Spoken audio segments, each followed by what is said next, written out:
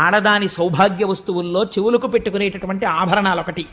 ఎట్టి పరిస్థితులలో భర్తకి చెవికి ఆభరణం లేకుండా కనపడకూడదు.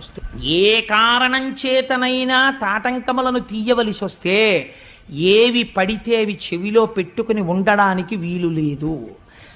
అది గండకాలమైతే భర్తకి తీసుకొచ్చేస్తుంది మృత్యువుని. ఏవి పెట్టుకోవాలి? 4 తాటాకులు తెప్పించుకుని చీల్చుకుని, అందుకే అమ్మవారికి సౌభాగ్యదాయిని అని పేరు. ప్రపంచంలో 8 ఉన్నాయి సౌభాగ్య వస్తువులు. వీటిని కాలితో తంతే లక్ష్మీదేవి వెళ్ళిపోతుంది. అందులో ఉప్పు ఒకటి.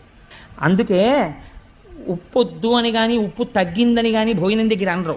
భోజనం అయిపోయిన తర్వాత చెప్తారు ఉప్పు తగ్గిందని. అందుకే ఉప్పు తగ్గిందని ఉప్పు లేదని అనకూడదు కాబట్టి ఉప్పు చివర వేసి వదిలేస్తారు తప్పించి. ఉప్పు అంత మంగళ వస్తువు తెలుసా అండి.